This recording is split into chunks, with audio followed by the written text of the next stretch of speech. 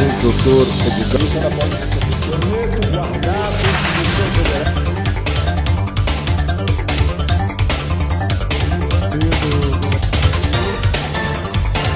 prioridade competente judicial de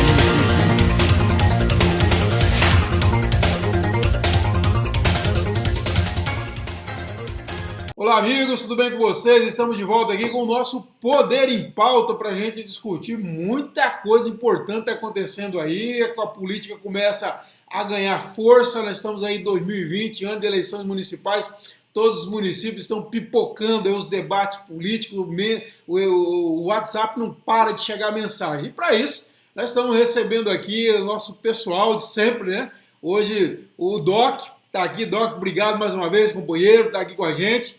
E também de volta aí o Zacarias Martins. Na semana passada foi o Arnaldo Filho e agora o Zacarias Martins, direto lá de Gurupi, para falar com a gente. E nós temos assuntos bastante importantes para a gente discutir. E nós vamos começar por Pugmil. Pugmil, nós tivemos a eleição suplementar nesse domingo, quando os eleitores foram às urnas novamente, porque a prefeita foi cassada por lá e 3 candidatos estavam disputando. O Dircineu Bolina, né, do PSDB, o Nazaré Amanso, do Cidadania, e o terceiro nome, que é um nome difícil aqui, é o Valmor Hagestid, que é do PSB, o partido do Carlos Amastro. Então, o vencedor, com bastante folga, inclusive, foi o Dircineu Bolina, do PSDB, com o Ângelo Mário, do MDB, né, de vice, com 53,96% dos votos válidos. O Nazaré Amanso ficou com 41,81% dos votos válidos e o Valmor com apenas 4,23% dos votos válidos. Agora vamos para as curiosidades, né? A curiosidade é que o palanque mais forte que tinha nessa eleição era o do Nazaré Amanso. Estavam lá todos os principais líderes do governo Mauro Carlesse. Alguns deputados passaram por lá, anunciaram que estavam falando em nome do governador Mauro Carlesse. Foi o caso, por exemplo, do Cleiton Cardoso. O Antônio Andrade, o presidente da Assembleia, esteve lá. E nós tivemos o Newton Franco, presidente do MDB, Jair Farias, também do MDB. O MDB é interessante, né? Porque o MDB era vice, né, do candidato que ganhou, do Dircineu Bolina, mas ele se dividiu. O presidente regional estava no palanque do Nazaré Amanso e no palanque do Dircineu Bolina estavam, deixa eu confirmar aqui, a deputada federal Dulce Miranda e o Valdemar Júnior, que é o deputado estadual do MDB. Além deles, estiveram também a Dorinha Seabra com o Dircineu Bolina e também, deixa eu confirmar aqui, e também o Olito Neto e, logicamente, o ex-senador, presidente regional do PSDB, Ataídes Oliveira. Então, assim, é uma eleição local, é lógico que nesse momento tenta se levar para uma discussão estadual, mas é uma eleição local, mas de toda forma acaba tendo repercussão estadual. E em dezembro nós tivemos uma eleição suplementar também em Lajeado, venceu lá o Júnior Bandeira do PSB e o Amasta colocou isso aí na conta dele. E agora vem nova eleição aí e a oposição já ao governo do estado, isso em nível estadual, diz: o governo perdeu. O Palácio Araguaia, já conversei com fontes hoje cedo, falou: não, negativo, não foi o Palácio Araguaia. Dizem eles que o governador chamou todo mundo, falou: essa eleição é rápida, temos deputados estaduais de um lado e de outro, então nós não vamos nos posicionar. Então vamos começar aqui com meu amigo Doc Júnior. Doc, a pergunta é a seguinte: a derrota é órfã e a vitória tem vários pais, é mais ou menos por aí? Com certeza, sempre foi assim em todos os locais, né? Olá, Kleber, olá a todos os nossos amigos, mais uma vez por aqui, para falar sobre os assuntos da política. Ô, Kleber, aconteceu lá em Pugmil o que foi relatado aqui na semana passada acerca da eleição de Araguaína, né? Que é uma curiosidade o fato do Helenil estar no PMDB e ser Ronaldo Dimas, e o Jorge Frederico estar no PMDB e não ser. No mesmo sentido, entra ali Pugmil com o Eduardo Gomes ao lado do Nazaré, e a Dulce Miranda do lado do Dircineu. É um MDB dividido, como sempre, forte como nunca, porque está presente ainda, porque quando as pessoas acham que o MDB morreu, ele ressurge da cinza e aparece no contexto. Lá em Lajeado também, né? O vice do Júnior Bandeira é MDB, né? Então, assim, acho que o Palácio também tem a sua razão de não querer entrar com todas as forças nesse contexto e dizer que é uma eleição rápida. E por ter deputados da base aliada nos dois lados, preferiu não assumir essa questão. Acho válido, porque realmente nesse contexto aí não dá para estadualizar a eleição de um município, digamos, pequeno, né? Se fosse um município de expressão realmente, um município que realmente faz a diferença nas eleições, Gurupi, Paraíso, Porto, Palmas, Araguaína, Colinas, realmente são municípios que fazem diferença, que têm um contexto muito importante. Mas Pugmil, com todo respeito aos cidadãos de Pugmil, com todo... Mas, assim, o número de eleitores, não é a qualidade do voto, é o número de eleitores. Então, assim, dentro do contexto, dentro do esperado, o Dircineu realmente já, algumas fontes lá diziam que ele estava muito forte, né? E que essa candidatura iria obter êxito. É uma situação natural, viu, Kleber? Porque aqui no Tocantins, assim como os outros demais estados do país, eleição suplementar é sempre uma rotina e não uma exceção. Você falou muito bem, é um município que, por ser pequeno, como você diz, não é questão do município, mas pelo número de eleitores pequeno. Agora, se fosse um município maior, daria sim uma briga de repercussão mais estadual. No caso aí, não. Só para lembrar, o Dircineu e seu vice, o Ângelo Mário, se não me engano, é isso, né? Ângelo Mário, eles têm 4 mandatos como vereador lá na cidade. Zac, e aí, como que você viu essa eleição de Pugmil? Como que você vê esse caso? Em parte, eu concordo com as colocações do companheiro Doc Júnior, né? Mas eu tenho uma outra visão, né? Para mim, essa eleição em Pugmil, né, a eleição complementar, mesmo sendo por um curto período de tempo, mesmo sendo a cidade, como assim, quase insignificante do ponto de vista eleitoral, né? Mas você viu como uma experiência para as diversas forças políticas espalhadas pelo Estado e mostrou mais uma vez a divisão interna que acontece até hoje em vários partidos, tanto como PSDB, MDB. Então, na verdade, diferentemente do que ocorreu lá em Lajeado, né, eles são suplementares de Lajeado, onde, para muitos, né, especialmente o Amasta, que se diz que ele foi uma vitória do Amasta, né, e não do Júnior Bandeira. Aí eu perguntaria, assim, deixaria uma pergunta. Afinal de contas, foi uma vitória de quem realmente lá em Pugmil? Foi de Sineu mesmo? É isso aí. Como o Doc bem colocou aí, se fosse uma eleição maior, onde as forças elas se debatem mais, eu acho que com certeza seria uma outra leitura, né? Mas realmente, eu sempre digo, esse tipo de eleição é eleição de interesses locais. Por mais que você coloque lá um deputado, alguém lá que sobe no palanque, não é isso que vai decidir a eleição, mas geralmente o motivo, por exemplo, da cassação, né, que houve, no caso ali da prefeita, e as necessidades. A informação que tem é que Pugmil está num momento muito difícil, uma questão de uma gestão bastante largada. Agora, o Dircineu, isso o Palácio confirmou, e pessoas ligadas ao Dircineu falaram para mim, o Dircineu foi um forte aliado do governador Mauro Carlesse em 2018, até uma fonte do Palácio falou que ele teve um papel muito importante na campanha do Carlesse lá em 2018, e logicamente ele não quer se colocar como candidato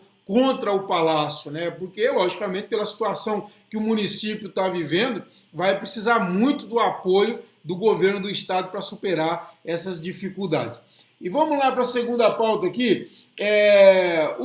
ex-reitor da Universidade Federal do Tocantins e pré-candidato a prefeito do Podemos, o Alan Barbiero, concedeu entrevista para a coluna do CT semana passada, em vídeo, e ele disse uma coisa que eu queria colocar aqui para os companheiros rapidamente analisarem. Ele disse que o Palácio não tem projeto para Palmas e que a experiência de gestão do Andrino ainda é limitada. Ele disse que o Andrino é um excelente vereador, seria um excelente deputado, mas tem uma experiência de gestão bastante limitada, e ele fala que ele tem uma experiência ampla, administrou um orçamento de 100 milhões de reais, foi secretário do caso da UFT, foi secretário de Meio Ambiente do Estado, foi secretário de Planejamento da capital, e isso aí é um diferencial enorme, e ele critica aí, se coloca, se posiciona, né? Hoje, na verdade é isso, ele se posicionou. Olha, eu estou mais um passo à frente com o Andrino, porque eu tenho experiência, ele não tem, apesar de eu admirar o jeito dele, e em relação ao Palácio, estou muito mais à frente, porque eu tenho um projeto, o Palácio e o Passo, no caso, o candidato Vanderlei Barbosa, que é do Palácio, e a candidata Cíntia Ribeiro, que é candidata à reeleição, não tem projeto para Palmas. Vamos começar agora ao contrário aqui pelo Zacarias Martins. Zacarias, como você vê essa declaração? Olha, eu vejo inicialmente como uma declaração eleitoreira. O Alan Barbeiro está certo em comentar isso, ele está vendendo o peixe dele, uma questão de estratégia política. Agora, vamos ver realmente, quando começar o período eleitoral, quando os candidatos começarem a colocar suas propostas, seus projetos na prática, para poder ter uma avaliação melhor. E, por enquanto, os comentários, as colocações dos pré-candidatos nos parece mais uma propaganda política que, por enquanto, não tem como ter certeza de uma certa, digamos assim, consistência. Doc, ele parece que tentou se posicionar na disputa, né? Me pareceu bem isso. Falei assim, olha, eu não quero passar em branco, eu tenho que me posicionar. Ô, Kleber, eu acho assim, pode ser que seja uma tentativa eleitoreira. Aqueles discursos sempre que surgem na medida em que os candidatos são questionados acerca das suas preposições, das suas qualidades. Mas eu acho que o Alan foi infeliz. Eu tenho um respeito enorme pelo Alan. Eu acho que ele pode surpreender na eleição como outsider até. Eu acredito que ele pode se tornar uma terceira ou uma quarta via viável,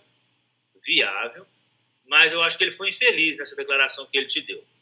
Primeiro, que eu acho que o Andrino tem experiência como gestor, sim, porque desde o primeiro mandato do Amasta, que durou de 2013 a 2016, o Andrino foi secretário do Amasta em várias pastas e administrou muitos orçamentos, não é?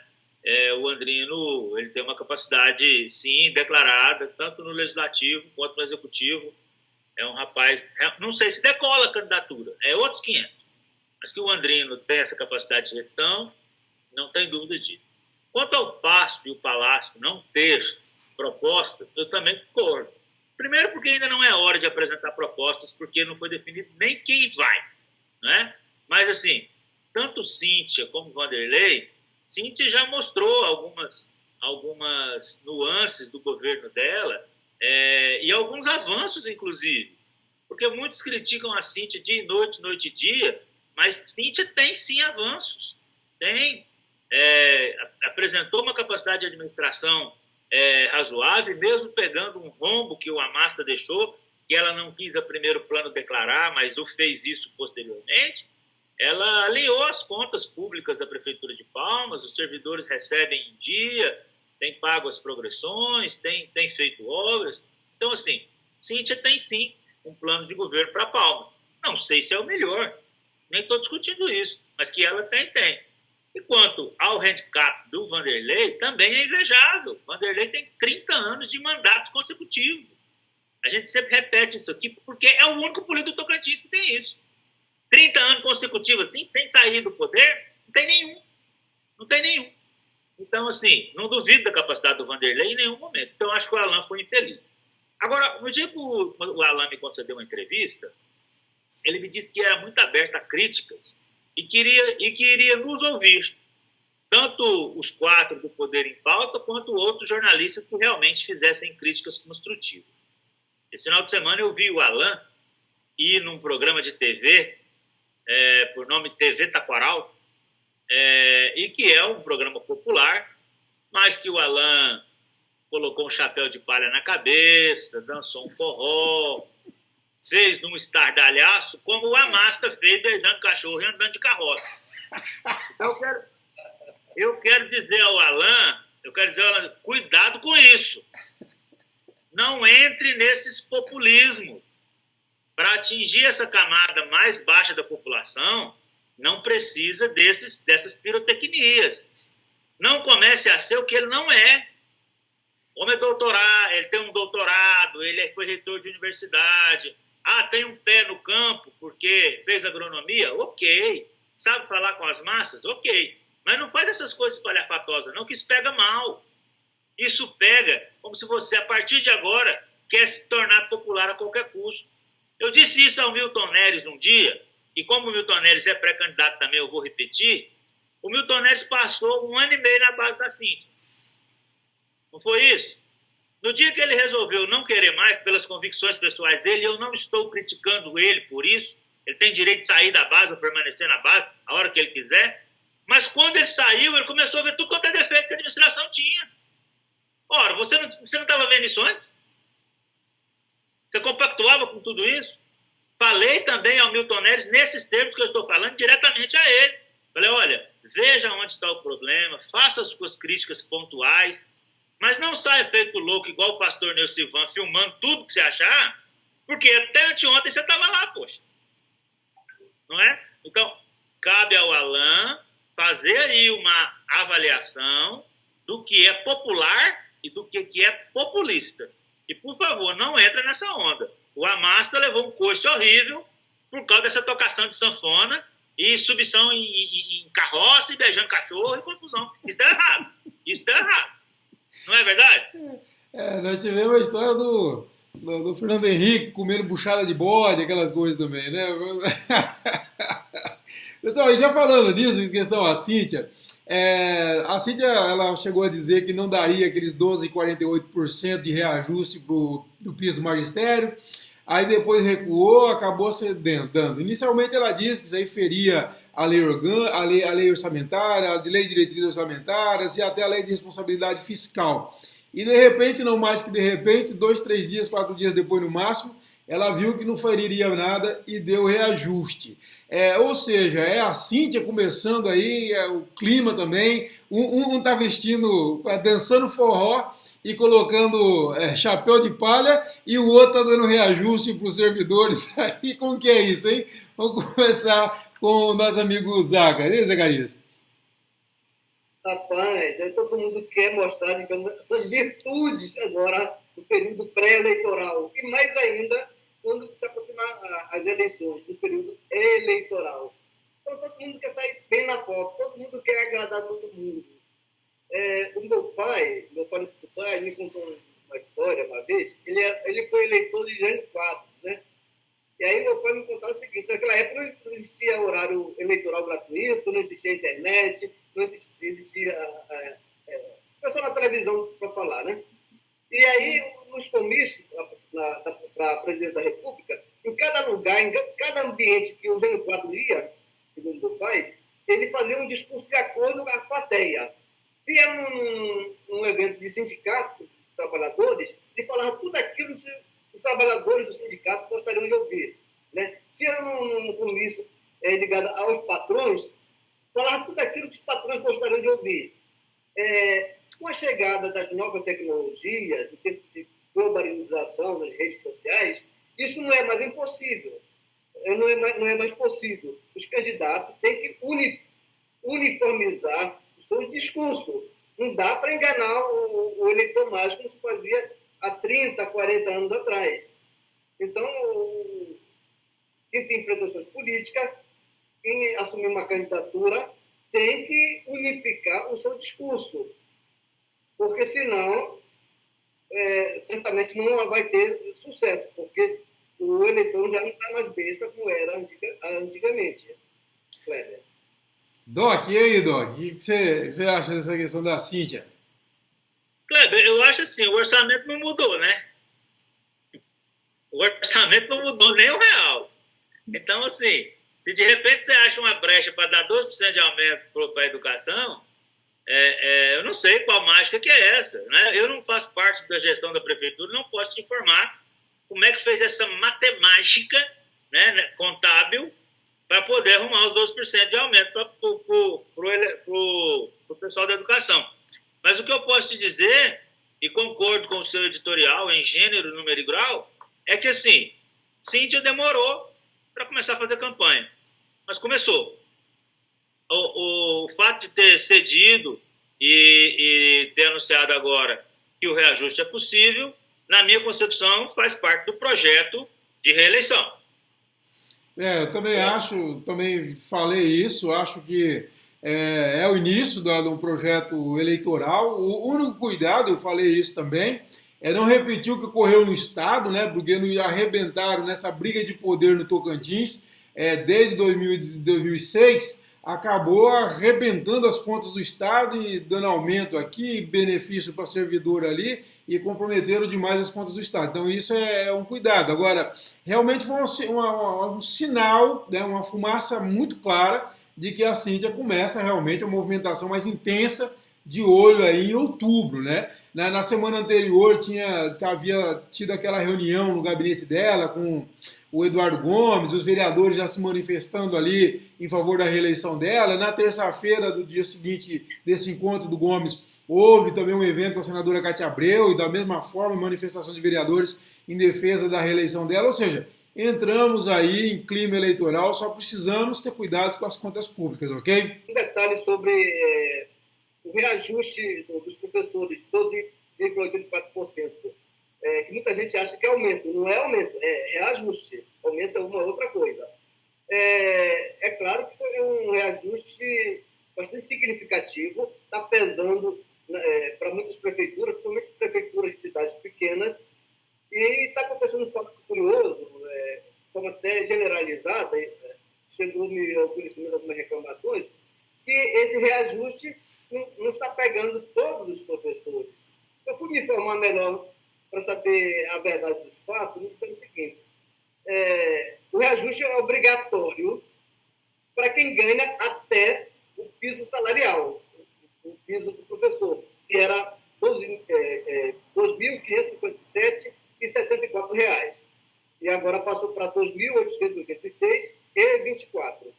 Então, aqueles professores que ganhavam até o piso, todos eles, pelo que eu estou sabendo, estão recebendo reajuste porque é obrigatório por lei.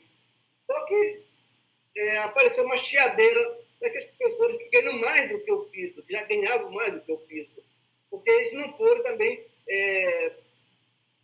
contemplados com esse reajuste. Uma fonte me comunicou o seguinte: que o reajuste é obrigatório só para aqueles professores que ganham até o piso salarial. Quem já ganhava mais do que o piso, como é o caso de professores com doutorado, mestrado, para esses, as prefeituras só pagam se quiser. Era essa a minha observação. Pessoal, e a nossa próxima pauta é uma briga que promete já para 2021, não estou falando mais nem 2020, né? O deputado federal Carlos Gaguin, que é vice-presidente regional do Democratas, ele falou comigo semana passada e ele disse que o ACM Neto, que é o presidente nacional do Democrata, garantiu a ele que em 2021 é ele que vai comandar o Democrata aqui no Tocantins. Existe aí uma disputa entre o Gaguin e a atual presidente regional, que é a deputada federal Dorinha Seabra Rezende. A Dorinha nega que tenha qualquer acordo com o Gaguin, mas o Gaguin diz que tem um acordo com ela de revezar. Cada um ficará um ano no comando democrata. E a Dorinha não aceita essa conversa. Agora, o Gaguin me disse que o ACM Neto, naquele dia que o governador esteve em Salvador, ele esteve com o governador lá e disse que o ACM Neto, na casa do próprio ACM Neto, falou para quem quisesse ouvir, quem quis ouvir ali, quem ouviu ali, foi o próprio Carles e também o presidente do Senado, Davi Alcolumbre, que em 2021 o Gagin será o presidente regional do Democrata. O Democrata que vive aqui, então, essa situação bastante conflituosa, né? Pra você ter uma ideia, esse ano existe essa dúvida para onde vai. Nós temos falado aqui que o ACM Neto teria convidado o Vanderlei Barbosa para se filiar no partido. Até agora não tem nada oficial sobre isso, nem de um lado nem de outro. E também, do outro lado, a Dorinha, que quer apoiar a Cíntia Ribeiro. Doc, onde vai parar, será, essa briga democrata, hein? Ô, Kleber, é uma briga boa, né? O Arnaldo, inclusive, falava que o Vanderlei Barbosa, caso fosse pro DEM, ia dar um fogo no pavio horrível, né? E é verdade. Mas, assim, sinceramente, Kleber, pelo que eu tenho acompanhado a Dorinha nos últimos 6 anos dentro do jornalismo, a Dorinha não é muito de entrar em furada, não. A Dorinha, quando ela fala uma coisa, ela realmente mantém, e ela não é, pelo menos ao meu ver, e das vezes que a gente conversou e teve algum tipo de contato, o que a Dorinha fala sempre foi cumprido. Sempre ela costuma cumprir os compromissos, não costuma falsear a verdade, costuma dizer sempre a realidade dos fatos. E questionei, ela falou assim, não existe esse tipo de acordo, não tem nada disso, a direção nacional do partido é que define, mas eu não fui consultada acerca disso, e eu tenho que ser consultado, eu tenho que opinar, e por enquanto quem decide no DEM sou eu, e não tem perspectiva de que haja mudança nesse sentido. Bom, até aí, bom. Agora, evidente que, a partir das eleições municipais, um quadro novo se forma. Naturalmente, né? A base da Dorinha estará fortalecida. Dorinha conseguirá eleger os prefeitos dela, né? O Palácio, que é a outra facção do DEM, vai conseguir eleger os prefeitos dele, Gagin e Carles? Qual que é a força que isso representa dentro do partido? Então, a eleição de 2020 é um marco. O que acontecer aí dá sobrepeso e mais um fôlego para a Dorinha ou não. Agora, e a Dorinha é uma pessoa extremamente democrática e que, se caso o partido, depois das eleições, dissesse, Dorinha, assim, vamos fazer desse jeito desse que a gente acha melhor, tem certeza que a Dorinha entregaria sem revanchismo e sem brigas. Mas, assim, ela diz, até 31 de dezembro não se fala sobre esse assunto. Quando eu a questionei, ela disse exatamente isso. Então, vamos aguardar as eleições de 2020 para prefeito, que aí a consolidação da base de cada um desses aí, porque não há como não colocar que o fato do Carles estar no DEM é um fator preponderante para o Gagin. Mas eu só acho que isso só vai ter peso mesmo lá no Diretório Nacional depois das eleições municipais. Eu concordo também, eu acho que as eleições são fundamentais, e aí nós vamos... aquela história, vai mostrar quem tem o café no bule, né? Vai chegar para a mesa do ACM Neto e falar assim, olha aqui, eu fiz tantos prefeitos, tantos vereadores, e a outra vai falar, eu fiz tantos prefeitos, tantos vereadores, e isso aí, você tem toda a razão, vai determinar o comando do Democrata a partir do ano que vem, já vislumbrando as eleições estaduais de 2022. Zacarias, e aí em Gurupi, eu estou sabendo que tem uma briga aí de um grupo evangélico querendo fazer o seu prefeito, está mostrando força aí o partido dentro de Gurupi. Inclusive, semana passada eu conversei com o Edinho Fernandes e um dos argumentos que o Edinho Fernandes colocou para mim, para mostrar que a candidatura dele não era uma candidatura cair numa vala comum, desses pré-candidatura sem base, é justamente o fato dele pertencer à Assembleia de Deus Madureira, que é muito forte em Gurupi. Como que está essa disputa? Realmente as igrejas evangélicas têm esse poder dentro de Gurupi para o eleitoral? Eu não diria briga, como você falou, né? Eu diria assim, uma grande movimentação, porque eu estou notando nesse momento uma grande vontade né, uma grande determinação do segmento evangélico, especialmente de Gurupi, para ter uma maior representatividade. Inclusive, a Igreja Assembleia de Deus da Nação Madureira, que é um segmento evangélico de maior número de seguidores aqui em Gurupi, tem 3 pré-candidatos evangélicos em potencial. Um seria o vereador Zezinho Dalafiche, que é o presidente do PROS. Outro, o Edinho Fernandes, né, que mostrou que tem potencial, tem musculatura política, fez um bom trabalho quando assumiu vários votos públicos. E outro é o vereador Ivanilson Marinho também, que tem bastante potencialidade política. Entre esses 3, eu não vejo assim, digamos, uma disputa entre eles. Eu acho que estão procurando ver qual que dos 3 que melhor cai no agrado do eleitor gurupiense, né? Além disso, outra curiosidade, fora do segmento evangélico, no PROS tem a ex-deputada Josi Nunes, que é um nome forte, né? E, por enquanto, ela continua dizendo que não é candidata, só que em tempos eleitorais eu fico um pé para trás quando a pessoa diz que é candidata. Quando a pessoa diz que é candidato mesmo, eu não estou nem aí, eu não levo muito a sério. Mas quando o político começa a dizer que não é candidato, aí tem mesmo. Então, o segmento evangélico da Nação Madureira, da Assembleia de Deus, está se fortalecendo, pode ser uma grande surpresa. Eu acredito que, se por acaso não conseguir emplacar um nome para a Prefeitura de Gurupi, eles têm grande potencial para indicar um vice. E também tem grande potencial para aumentar a bancada evangélica da Assembleia de Deus, lá na Câmara dos Vereadores, aqui em Gurupi.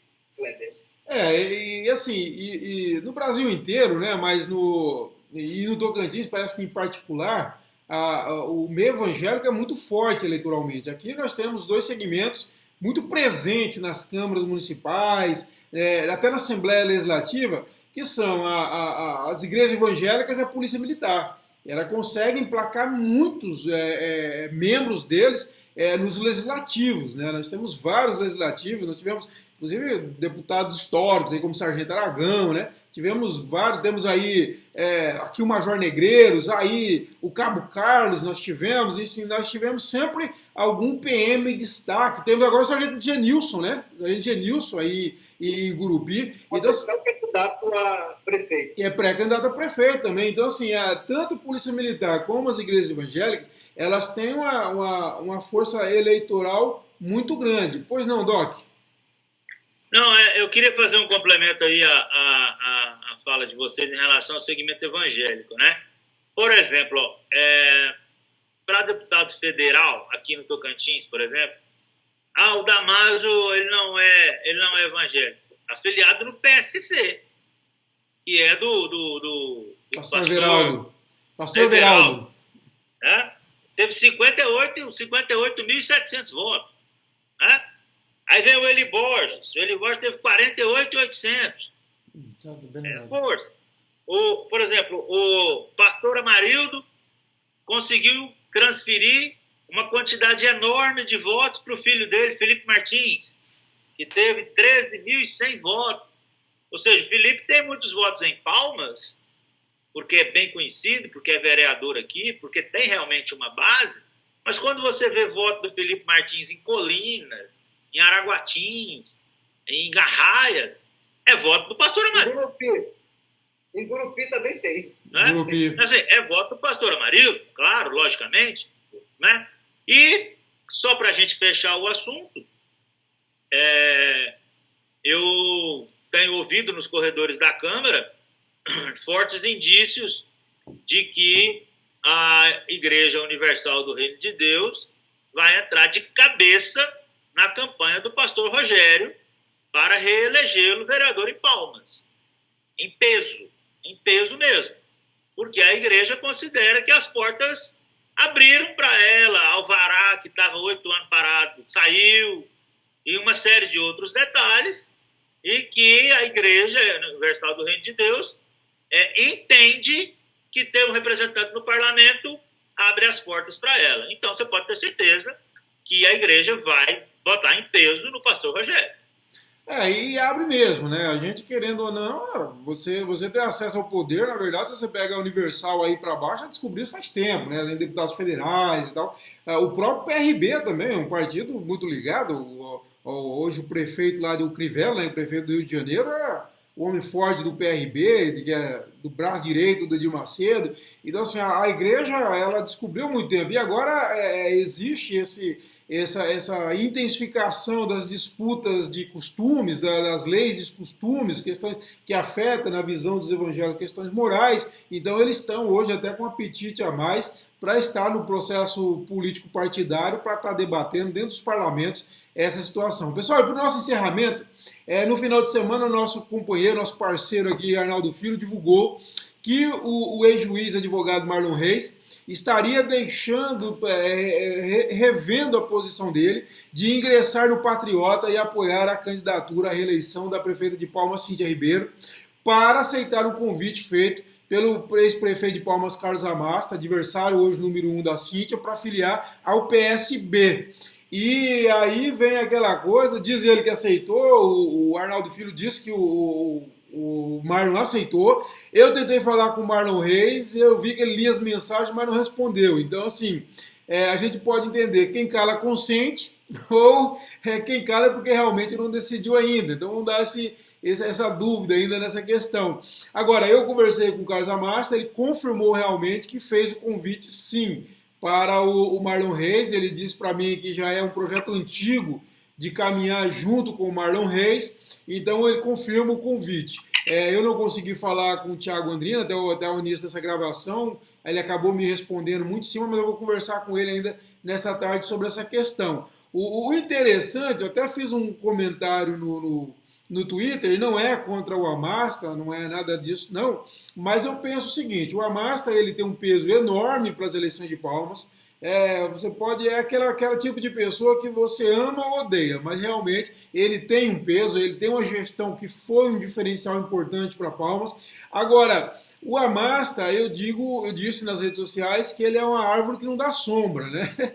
Então, ou seja, com ele, o Marlon Reis seria mais um no final da fila. E com a Cíntia, ele poderia ter a chance, até pela falta de líderes de mais peso, de conseguir ocupar um espaço melhor, de ter certo protagonismo na campanha da Cíntia e recuperar alguns degraus que ele perdeu na eleição de 2018. Vamos começar a ver o que vocês pensam disso. Zaca, o que você pensa sobre essa questão? Olha, do jeito que as coisas estão andando para o ex-juiz Marlon Reis, tudo leva a crer que ele está numa insegurança muito grande. Eu não estou sentindo essa firmeza dele. E para onde ele for, vai mostrar muito ao eleitorado, vai significar muito ao eleitorado, para externar aquilo que ele está querendo.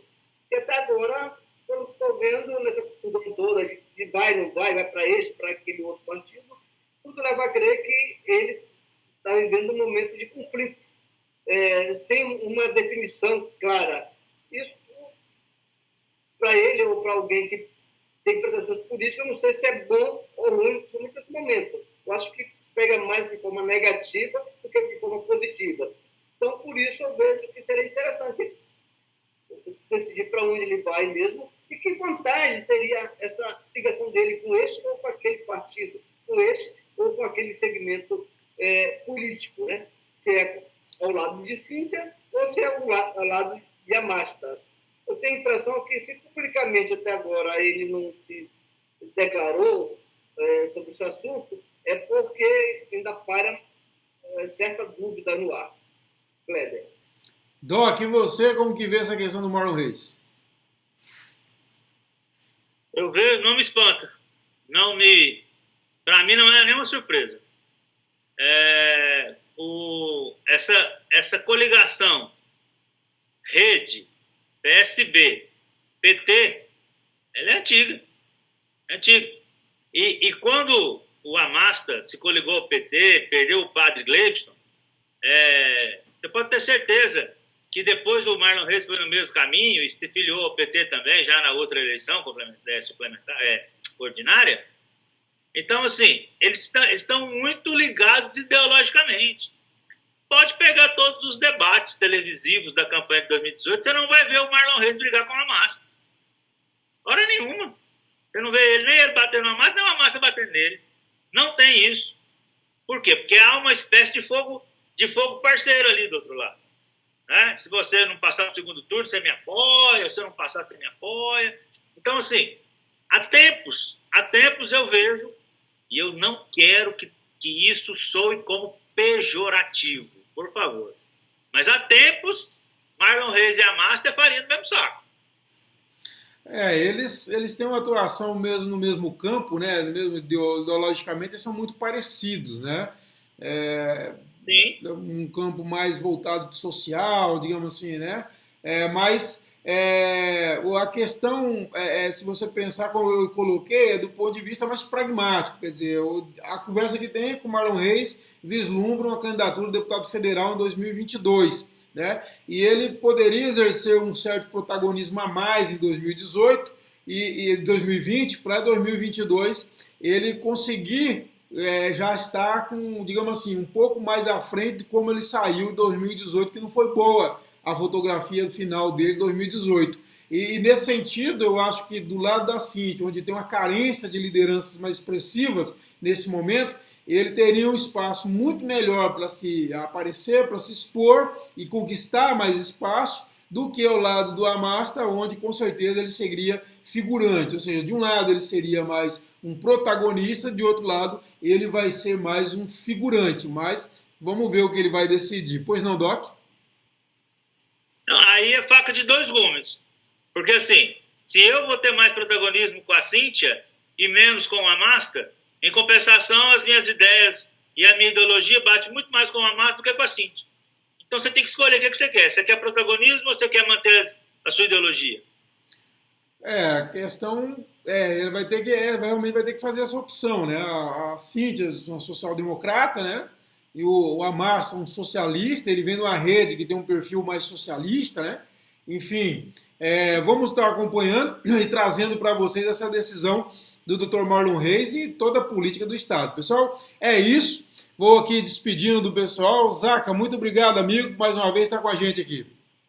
Até mais. Doc, mais uma vez, companheiro, obrigado a você pela participação sempre importantíssima aqui. Kleber, é um prazer sempre a gente estar junto nesse projeto. Fiquem todos com Deus e até segunda-feira que vem. E para você que acompanhou a gente aí, eu peço novamente que você se inscreva no nosso canal, curta esse vídeo e clique lá no sininho para receber as atualizações. Sempre que eu postar os vídeos, inclusive das pílulas que a gente faz no programa, você é informado de que já foi postado o vídeo, tá bom? Acompanhe a gente e nós voltamos semana que vem. Um abraço a todos e até lá. Doutor Educação da Polícia